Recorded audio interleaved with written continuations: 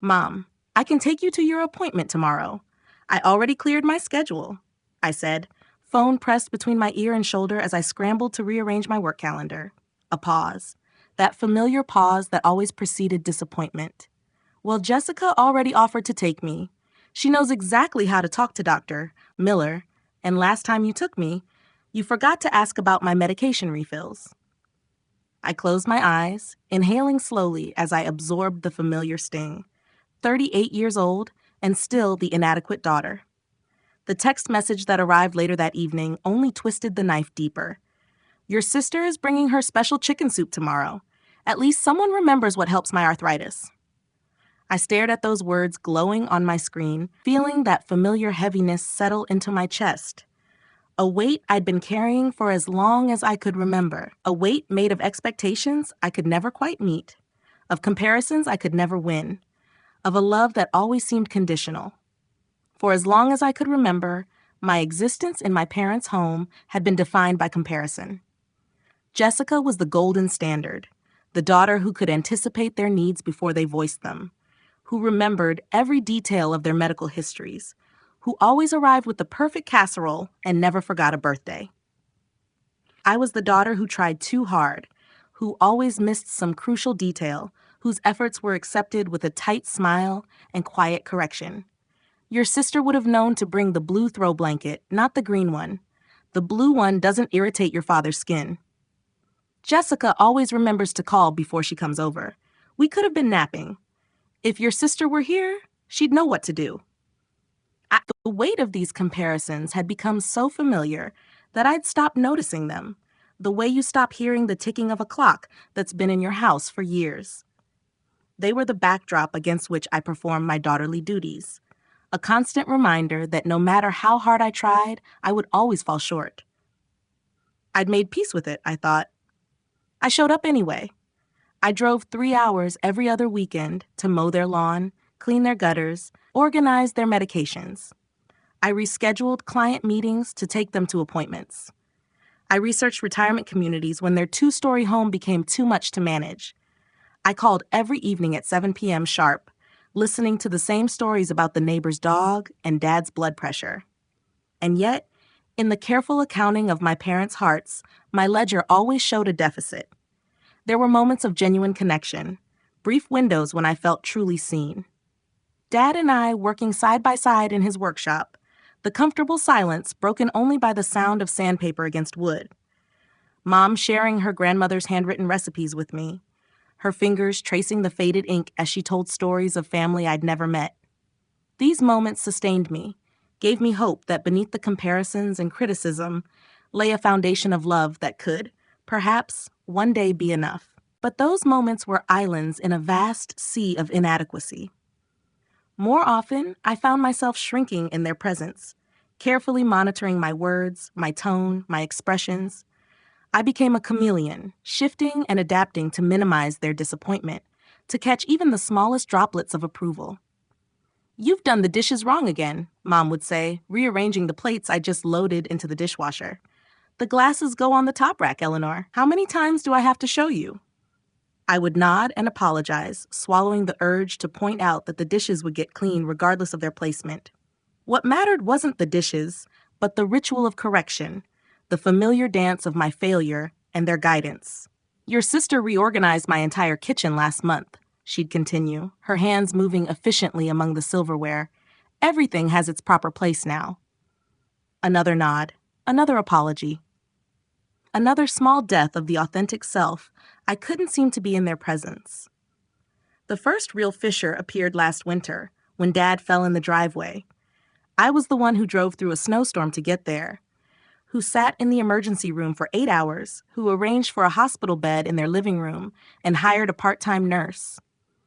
"It's just for a couple of weeks, until Jessica can fly in from California," Mom explained to the nurse, as if my presence was merely a placeholder for the real daughter, the one who mattered. I nodded and smiled, swallowing the words that threatened to spill out. "I'm here. I've always been here. Why am I never enough?" That night, alone in my childhood bedroom with its faded soccer trophies and dusty yearbooks, something shifted inside me. A small, long-dormant ember of self-preservation flickered to life. I stared at the ceiling, listening to the nurse moving around downstairs, and made a decision that felt both terrifying and inevitable. I would stop trying so hard. I would give what I could genuinely give, without depleting myself. I would learn to protect the soft, vulnerable parts of me that had been bruised by decades of comparison. The realization brought tears, not the hot, angry tears of resentment, but the quiet, cleansing tears of recognition. I had spent decades trying to earn a kind of love that couldn't be earned because it had nothing to do with me. The problem wasn't that I wasn't enough. The problem was that I was trying to fill a void that existed long before I did. My parents' inability to see me clearly wasn't a reflection of my worth. It was a reflection of their own limitations, their own unresolved pain, their own narrow vision of what love and family should look like. This understanding didn't immediately transform our relationship. It didn't suddenly make their comparisons less hurtful or their expectations less burdensome. But it created a tiny space between their judgments and my sense of self, a space where something new could begin to grow. I've booked a trip to Portugal, I announced during Sunday dinner 2 months later. I'll be gone for 3 weeks in May. The silence that followed was thick enough to cut with the butter knife my mother was clutching. Portugal? In May? Dad's voice was incredulous. But that's when we're scheduling the bathroom renovation. You know we need someone to oversee the contractors. Jessica can't possibly fly in for that, Mom added, her lips pursed with disapproval. She's presenting at a conference. I took a careful sip of water, my hands steady despite the adrenaline coursing through me. I understand. You'll need to find another solution. I've already paid for the trip. The shock on their faces would have been comical in another context. For perhaps the first time in my adult life, I had prioritized my own desires over their expectations. I don't understand why you're being so selfish, Mom said finally, her voice trembling slightly, after everything we've done for you. I felt a familiar wave of guilt, quickly followed by a new, unfamiliar feeling, a quiet certainty that I was making the right choice. I'm not being selfish, Mom. I'm just living my life. My voice was softer than I expected. I'll help you find someone to check in on the renovation before I go. The tension didn't dissipate, but I didn't crumble beneath it as I once would have. That night, as I drove home beneath a canopy of stars, I felt lighter than I had in years. This lightness didn't come without cost. The weeks leading up to my trip were filled with subtle punishments, calls that went unanswered, requests for help that suddenly multiplied, comments about fair-weather children that weren't quite directed at me, but were clearly meant for my ears. I weathered these storms with a newfound resilience, reminding myself that their reactions weren't about my trip, but about the disruption of a dynamic that had served them well for decades. Change is uncomfortable, even when it's necessary, especially when it's necessary. I found unexpected allies during this time. My friend Mara, who recognized the patterns I described from her own family. My therapist, Dr. Lynn, who helped me understand that setting boundaries wasn't an act of aggression, but an act of care. For myself, and ultimately, for my parents too. Even my boss, who noticed the change in my demeanor when I stopped dropping everything to accommodate my parents' demands. You seem more present, she told me one afternoon, as we wrapped up a client meeting. More focused. I nodded, surprised by her observation. I think I am. Whatever you're doing, keep doing it. It suits you. These small affirmations bolstered me, helping me stay the course, even when doubt crept in, even when the old patterns threatened to reassert themselves. I was learning, slowly but surely, that I could exist outside the narrow confines of my parents' approval. Portugal was a revelation. The cobblestone streets of Lisbon, the salt-kissed air of the Atlantic, the melancholy beauty of fado music in dimly lit taverns. All of it washed over me like a baptism. For 3 weeks, I existed without comparison, without the constant background radiation of not enoughness. I made friends with a Brazilian photographer and an elderly Portuguese couple who owned a tiny bookstore. I learned to say thank you and beautiful and another glass of wine, please, in a new language. Each morning, I woke to the sounds of the city coming alive. Church bells, vendors setting up market stalls, the musical cadence of Portuguese conversations drifting through my open window. I would sit on my small balcony with a cup of strong coffee, watching the day unfold, feeling a sense of expansion that was both terrifying and exhilarating. Who was I? Outside the narrow identity I'd constructed to please my parents. What did I want when I wasn't constantly trying to anticipate someone else's needs? These questions had no easy answers, but for the first time in my life, I had the space to explore them.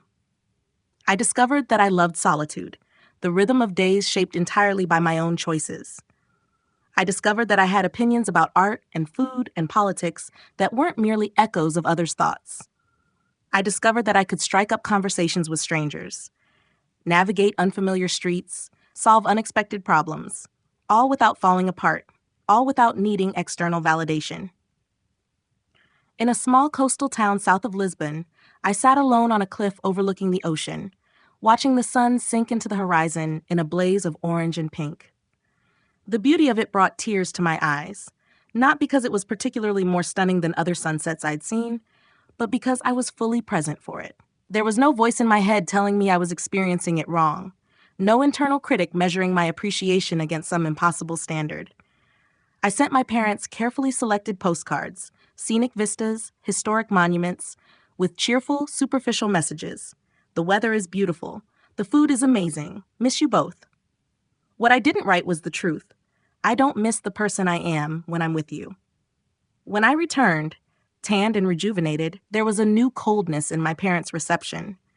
My father, whose recovery had progressed well in my absence, barely looked up from his newspaper when I visited. My mother's questions about the trip were perfunctory, her interest visibly waning when I enthusiastically described the centuries-old monastery I'd visited. Well, while you were off enjoying yourself, we had quite a time with those contractors, she said, cutting off my story about Portuguese pastries. The tile they installed was completely wrong. Jessica had to make 3 video calls to help us sort it out. And there it was again, the comparison, the reminder of my failings.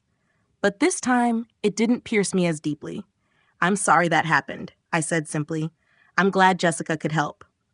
I didn't offer excuses or apologies for my absence. I didn't promise to make it up to them. The shift was subtle, but seismic. My mother looked at me with an expression I couldn't quite read. Surprise, perhaps, or confusion at this new script we were following. For a moment, I thought she might actually acknowledge the change, might ask me about this new person who had returned from Portugal. Instead, she smoothed her napkin and changed the subject. Mrs. Abernathy's daughter is getting divorced, she announced, her voice dropping to the hushed tone she reserved for neighborhood gossip. Apparently, he was having an affair with his dental hygienist. I nodded, allowing her to retreat to safer ground. The conversation that followed was superficial, but oddly peaceful, free from the undercurrent of tension that usually characterized our interactions. It was as if we had reached an unspoken truce.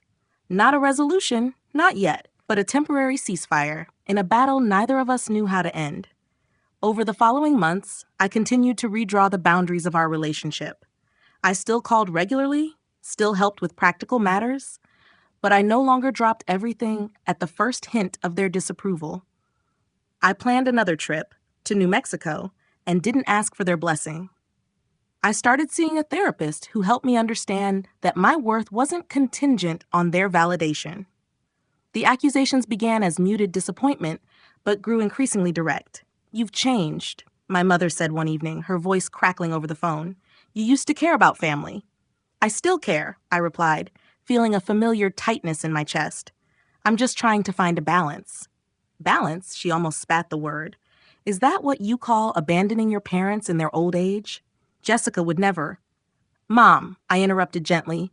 I'm not Jessica. I never will be. The silence that followed was heavy with all the things we'd never said to each other. When she spoke again, her voice was brittle with hurt. Well, that's certainly true.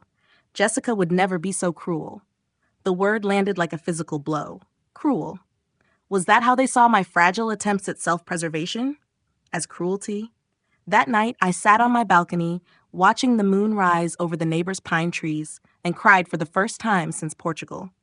I cried for the little girl who had tried so hard to earn her parents' unqualified love. I cried for the woman who was still learning that some voids can't be filled through sheer force of will. But beneath the grief was something else. a quiet, growing certainty that I wasn't wrong to protect myself, that love shouldn't require such constant depletion. The next morning, I woke with swollen eyes but a clearer heart. I called my friend Mara, who came over with coffee and croissants, who listened without judgment as I poured out my hurt and confusion. "You know," she said finally, as we sat side by side on my porch swing, "your parents probably do love you. They just don't know how to love the person you actually are." Her words crystallized something I'd been circling around for months. The problem wasn't a lack of love. It was a love that came with conditions, with expectations I could never meet because they weren't based on who I was, but on who they needed me to be. "So what do I do?" I asked, the question hanging in the warm summer air. Mara shrugged, her eyes kind but unflinching. "You keep being who you are. You love them as best you can, without losing yourself, and you accept that they may never give you what you've always wanted from them." It wasn't an easy answer, but it was the right one. That day, I began the slow, painful process of grieving for the relationship I'd always longed for but would never have. The unconditional acceptance, the wholehearted embrace of my authentic self. And in that grieving, I found an unexpected freedom. If I stopped waiting for their validation, I could stop organizing my life around trying to earn it. The real confrontation came at Thanksgiving, when Jessica flew in from California with her perfect family in tow. I arrived early to help with preparations, only to find that my mother had already assigned all the meaningful tasks to my sister. "You can set the table," Mom said, barely glancing my way as she and Jessica worked side by side on the stuffing, their movements synchronized by years of mutual admiration. I nodded and began arranging silverware, listening to their easy laughter, the casual intimacy of their conversation. There was no coldness in my mother's voice when she spoke to Jessica, no careful measuring of affection. For a moment, the old jealousy flared, that bone-deep longing to be seen and cherished as Jessica was. But beneath it was something new, a genuine happiness for my sister, who had somehow managed to be both the daughter my parents wanted and her own person. It wasn't her fault that she fit effortlessly into the space they had created, while I had always been trying to squeeze myself into shapes that didn't fit. Later, as we gathered around the table, laden with turkey and cranberry sauce, and 3 different kinds of pie, all Jessica's specialties, my father raised his glass in a toast. "We're so blessed to have our family together today," he said, his gaze lingering on Jessica and her children.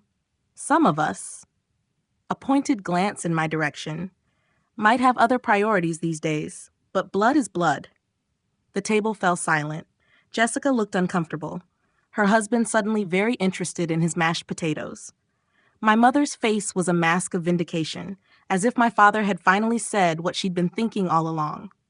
I felt a familiar sensation rising in my throat, the desperate need to apologize, to promise to do better, to earn back their approval. But underneath it was a newer feeling, a solid core of self-respect that had been forged in the quiet moments when I'd chosen myself. "Dad," I said, my voice steadier than I expected, "I love you and Mom. That's never changed. But love doesn't mean I have to erase myself to make you comfortable." "Erase yourself?" His eyebrows shot up. "Is that what you call basic family responsibility?" I took a deep breath. "I've driven 3 hours every other weekend for 7 years to help around the house. I've taken you to dozens of doctor's appointments. I call every day. But because I took 3 weeks for myself, because I can't be here every single moment, you act like I've abandoned you." "Your sister manages to be there when we need her," my mother interjected, "even from across the country." "Mom," Jessica said softly, looking pained, "that's not entirely fair." I felt a sudden rush of gratitude toward my sister, who, despite being the constant instrument of my comparison, had never actively participated in my diminishment. "It's not about comparing us," I continued, my heart racing but my resolve firm. "It's about recognizing that I've given what I can give, and it's about the fact that no matter what I do, it's never enough for you."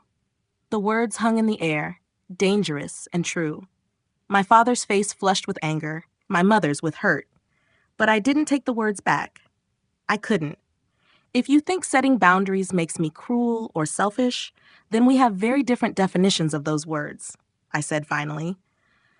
I hope someday you can see that loving someone doesn't mean owning them. The rest of the dinner passed in a fog of tension and stilted conversation. When I left that night, earlier than planned, my goodbye to my parents was formal and distant. Jessica followed me to my car, wrapping me in an unexpected hug. "They do love you," she whispered. "They just don't know how to show it to someone who doesn't fit their expectations." I nodded against her shoulder, too tired for resentment. "I know, but I can't keep twisting myself into shapes they'll approve of." "Good," she said firmly, pulling back to look me in the eyes. "It never worked anyway." We both laughed, a small moment of sisterly connection that felt new and fragile and precious. In the weeks that followed, I found myself thinking about that moment often. Jessica and I had never been close. How could we be, when I'd been taught to see her as both the standard I could never reach and the reason for my own inadequacy? But in that brief exchange, I'd glimpsed the possibility of a different kind of relationship, one based on mutual understanding rather than competition. I sent her a text on a whim. "Coffee next time you're in town?" Her response came almost immediately. "I'd love that." "And Elle, I've always admired how brave you are." Brave. It wasn't a word I would have used to describe myself. But as I reflected on the past year, the boundaries I'd set, the truths I'd spoken, the self I was slowly reclaiming, I realized there was a kind of courage in it. Not the dramatic courage of heroic acts, but the quiet courage of choosing authenticity over approval, of standing in your truth even when it costs you something. The reconciliation, when it came, wasn't dramatic. There was no tearful confrontation where my parents suddenly recognized the pain they'd caused, no moment of perfect understanding. Instead, there was a slow, awkward shift, a gradual accommodation to the new reality I had created. My mother called one evening in February, her voice unusually hesitant. "We're thinking of visiting that botanical garden you mentioned," she said, "the one with the Japanese maples." It was a small olive branch, an acknowledgement of something I had spoken about with enthusiasm, something that mattered to me. "I think you'll love it," I replied, careful not to overreact, to make too much of this tentative gesture. "The spring bloom should be starting."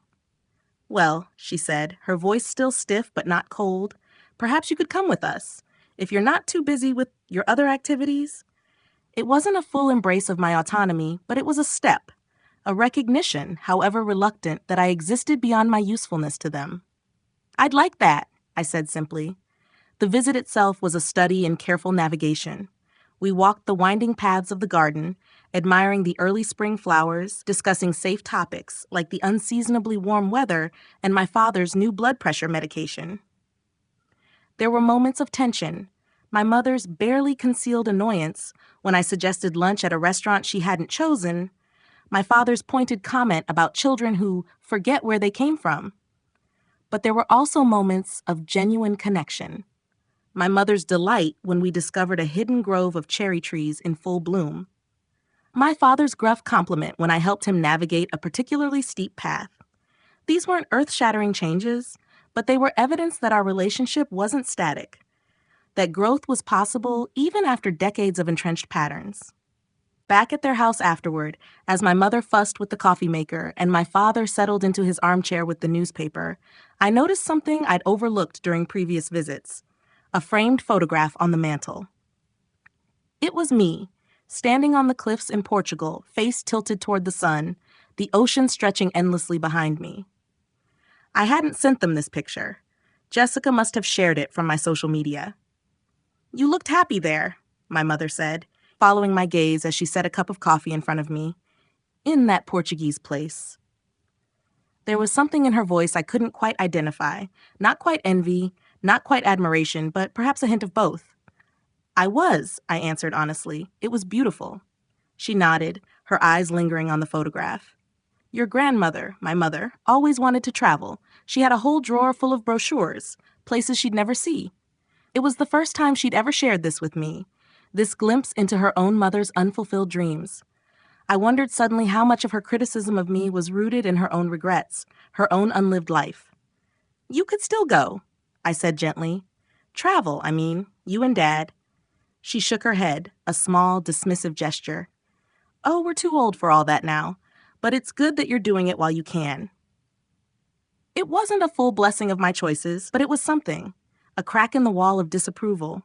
A glimmer of understanding that my life didn't have to mirror hers to be valid. 6 months later, as summer faded into autumn, I sat with my parents on their back porch, watching cardinals flit between the bird feeders.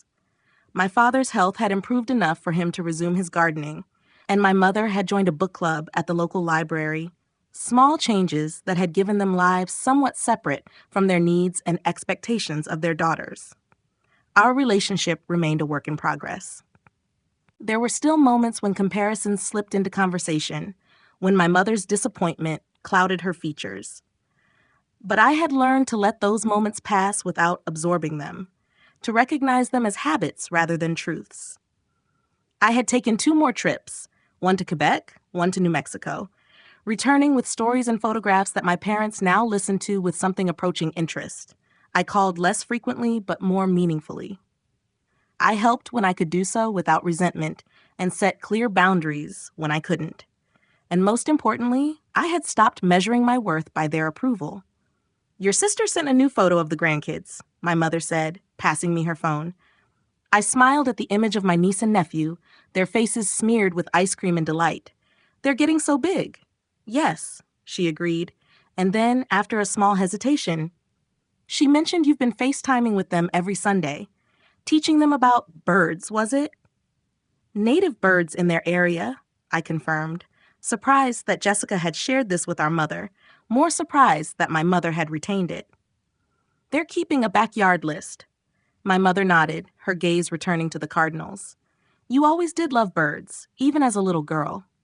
It was such a small thing, this acknowledgement of who I was, separate from Jessica, separate from their expectations. And yet it felt monumental. "I did," I said softly. "I still do."